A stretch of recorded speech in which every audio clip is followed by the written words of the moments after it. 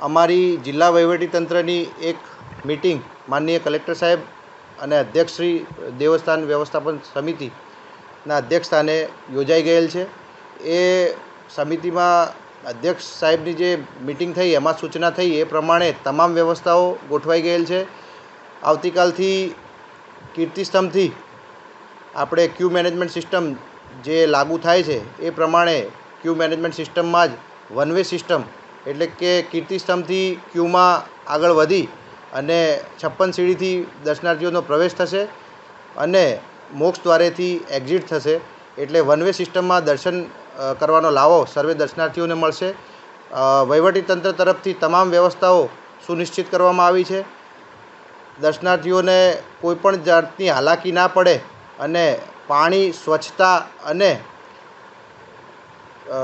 મંદિરના એક્ઝિટથી છેક કીર્તિસ્તંભ સુધી દર્શનાર્થીઓના પગ પણ ના દાઝે તડકાના કારણે એ તમામ વ્યવસ્થા વહીવટીતંત્ર દ્વારા સુનિશ્ચિત કરવામાં આવી છે। આ વખતે જેમ દર વખતે થાય છે એમ આ વખતે પણ LED સ્ક્રીનિંગનું આયોજન થનાર છે। એવી જુદી જુદી 4 લોકેશન છે। કીર્તિસ્તંભ, હાથીગેટ, મંદિર પટાંગણના બહારના ભાગે એવા 4 લોકેશન ઉપર ભગવાનના સતત દર્શન થતા રહે અને દર્શનાર્થીઓ લાઇનમાં આગળ વધતા જાય અને ભગવાનના દર્શનનો લાવો લેતા જાય એવી વ્યવસ્થા અધ્યક્ષ સાહેબ માનનીય કલેક્ટર સાહેબની સૂચનાથી ગોઠવવામાં આવી છે। દર્શનાર્થીઓને વિનંતી છે કે જે વિજ્ઞપ્તિ, જાહેર વિજ્ઞપ્તિ મીડિયાના માધ્યમથી બહાર પાડવામાં આવેલ છે એ આપના ધ્યાને મૂકું છું। એ દિવસે 14/3/2025ના રોજ પૂનમના રોજ ફૂલ ડોલોત્સવની ઉજવણી થનાર છે। સવારે મંગળા આરતી, પૂનમ હોય સવારે 6 કલાકે મંગળા આરતી થશે। 1 વાગ્યા સુધી રાબેતા મુજબ દર્શનનો ક્રમ રહેશે। 1:30 ઉત્સવ આરતી થશે અને 1:30થી 2:30 સુધી ઉત્સવ દર્શનનો લાભ દર્શનાર્થીઓ લઈ શકે છે અને ફૂલ ડોલોત્સવની ઉજવણી થશે। 2:30થી 5 વાગ્યા સુધી મંદિર બંધ રહેશે, ભગવાનના દર્શન બંધ રહેશે। 5 વાગ્યા પછી જે આપણો નિત્યક્રમ છે 9:30 સુધી એ દર્શનાર્થીઓ દર્શનનો લાવો ફરીથી લઈ શકશે।